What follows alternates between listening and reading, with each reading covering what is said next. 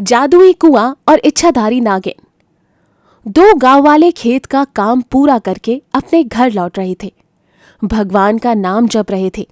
उनका घर जाने वाला रास्ता एक सुनसान गली से होकर गुजरता था, जहां पर एक पुराना कुआं था। सारे गांव में चर्चा थी कि पूनम की रात को एक इच्छाधारी नागिन प्रकट होती है। पूनम की रात को उस गली से गुजरने वाले इंसान को अगर कोई पीछे से टोकता है और वो इंसान या फिर जानवर पीछे मुड़कर देखता है तो वो गायब हो जाता है। यार आज तो सच में देर हो गई।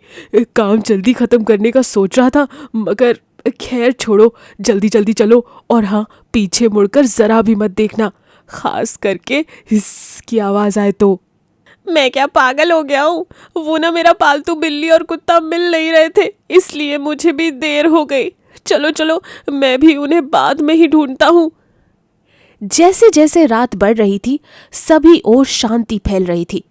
बस जुगनू का टिमटिमाना और हवा की सरसराहट सुनाई दे रही थी। गांव वाले का कुत्ता और बिल्ली ये रात का शो देखने आए थे। अपने मालिक ना एक नंबर के डरपोक है। आज की दुनिया में इच्छाधारी नागिन और जादुई होता है क्या? इन सब का दिमाग ज्यादा टीवी देखने से खराब हो गया है। अबे जरा धीरे बोल, अगर ये बात सच में इच्छाधारी नागिन ने सुन ली तो हम तो गए बराबर, समझे? उसी जादुई कुएं में जाएंगे 12 के भाव में। भीगी बिल्ली कहेगी, जा देख मालिक निकले कि नहीं। हाँ देखती हूँ। उन दोनों के मालिक वहां से निकल चुके होते हैं। दोनों कुएं के पास जाने के लिए निकलते हैं। कुत्ता तो थ्रिलर वाली मूवी के सीन जैसा लग रहा था और बिल्ली अंदर से बहुत डरी हुई थी। चल ना, जल्दी जल्दी, अपना कुछ एक्शन मिस ना हो जाए। एक्शन? किस मिट्टी का बना है तू भाई? मेरे तो यहाँ पर पसीने छूट गए। कहने को शेर की मौसी है, इसे देखो डरपोक कहीं की। वो देख, अपने जैसे पागल और भी हैं, कुएं के पास खड़े हैं। चल चल देखते हैं।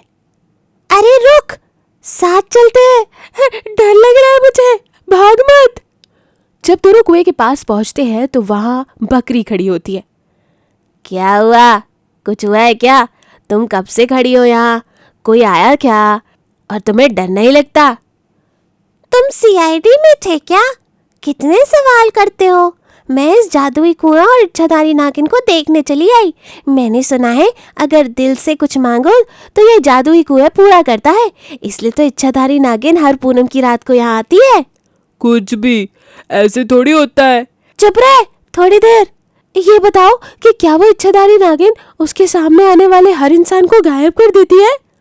ये तो नहीं पता, मगर बुरे के साथ तो बुरा ही होगा ना। अरे वो देखो, कुएं में से रोशनी आती हुई दिखाई दे रही है। चलो चलो देखते हैं। सही में रे, चलो मजा आएगा देखने में। हाय, ज्यादा उछल मत वरना मुसीबत में फंस जाएगा।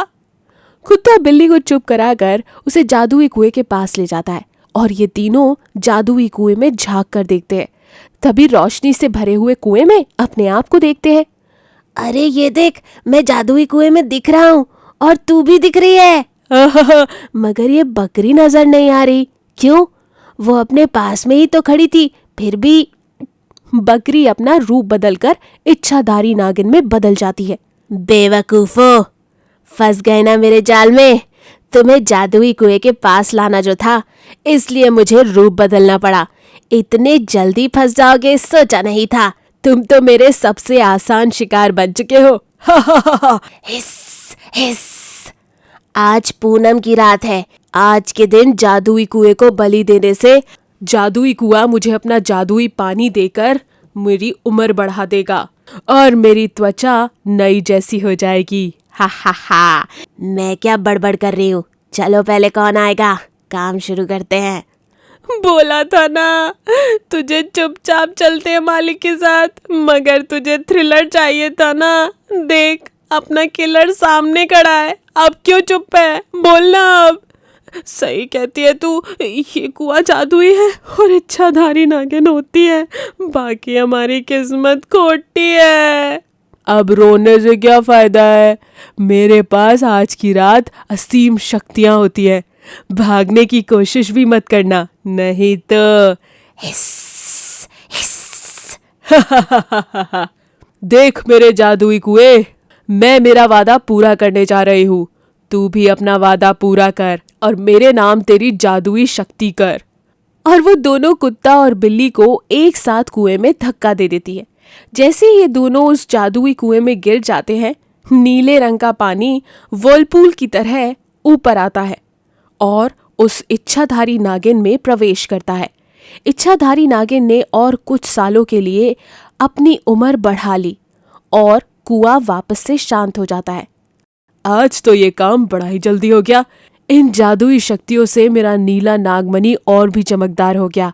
हिस, मेरी इच्छा पूरी हो गई। हिस। और वो इच्छाधारी नागिन वहां से गायब हो जाती है और जादुई कुआं किसी पुराने खंडर की तरह बन जाता है। दोनों गांव वाले अपने जानवरों को ढूंढने अगले दिन निकलते हैं। पूरा गांव छान डालते हैं, मगर उनको कुछ पता ही नहीं चलता। ढूंढते ढूंढते जब वो कुएं के पास वाली गली में पहुंचते हैं, उन्हें दोनों के गले में बंधा हुआ पट्टा मिल जाता है, जिसे देख वो राम राम राम, मार दिया रे, मार दिया। भागो यहाँ से। इस कहानी से हमें ये सीख मिलती है कि हिम्मत वाला होना ठीक है, लेकिन ज्यादा हिम्मत होना कई बार मुसीबत के वक्त आपको फंसा सकता है। भालू और किसान। एक किसान आलू बोने के लिए जंगल गया। वो हल चला ही रहा था कि वहां पर एक भालू आ गया। भालू ने कहा, किसान, मैं तेरी हड्डी पसली तोड़ दूंगा। चले जाओ यहाँ से और कभी दिखाई मत देना इस जंगल में। नहीं, ऐसा नहीं करो प्यारे भालू। इसकी बजाय आओ हम मिलकर आलू बोएं और इसमें से जो भी निकलेगा मैं इसकी जड़ें ले लूंगा और तुम उसके पत्ते ले लेना। भालू बोला, ठीक है, अगर धोखा दोगे तो फिर कभी भूलकर भी इस जंगल में पैर नहीं रखना। कुछ समय बाद खूब बड़े बड़े आलू पैदा हुए। पतझड़ में किसान उन्हें निकालने के लिए गया। उसी वक्त भालू भी जंगल से निकलकर सामने आ गया और बोला, किसान, आओ आलू की फसल बांट ले, मेरा हिस्सा मुझे दे दो। अच्छी बात है, बांट लेते हैं प्यारे भालू। ये रहे तुम्हारे पत्ते और ये रही मेरी जड़ें। किसान ने भालू को सारे पत्ते दे दिए और बड़ी चालाकी से आलूओं को घोड़ा गाड़ी में लादकर बेचने चल दिया। रास्ते में उसे फिर से भालू मिला। किसान, तुम कहाँ जा रहे हो? भालू ने पूछा। प्यारे भालू, मैं जड़ें बेचने के लिए शहर जा रहा हूँ। किसान ने जवाब दिया। जरा एक जड़ मुझे भी दो, मैं चक्कर देखूं। भालू बोला। किसान ने उसे एक आलू दिया। भालू ने उसे खाया और गुस्से में गरजते हुए बोला, अरे किसान, धोखा है ये तो। तुमने मुझे धोखा दिया। अब तुम लकड़ी काटने के लिए जंगल नहीं आ सकते, नहीं तो मैं तुम्हारी हड्डी पसली तोड़ दूंगा। अगले साल किसान ने उसी जगह पर गेहूं बोए। वो फसल काटने के लिए आया तो भालू वहां फिर से खड़ा हुआ था। अब तू मुझे धोखा नहीं दे पाएगा। किसान, चल मेरा हिस्सा दे। भालू बोला। ये सही है प्यारे भालू, तुम ले लो जड़ें इस बार और पत्ते मैं ले लेता हूँ। दोनों ने फिर से फसल बांट ली। किसान ने भालू को बड़ी ही होशियारी से जड़ें दे दी और गेहूं अपनी घोड़ा गाड़ी में लाद ली। भालू जड़ों को चबा रहा था, मगर चबा ही नहीं पा रहा था। वो किसान से बहुत नाराज हो गया, लेकिन अब वो कुछ नहीं कर सकता था। तो इस कहानी से हमें ये सीख मिली कि जैसे किसान ने उस भालू के सामने अकल से काम लिया, ठीक उसी तरह हमें कोई भी परेशानी अगर जीवन में आए तो उस किसान की तरह शक्ति के बल पर नहीं, अकल के बल पे काम लेना चाहिए।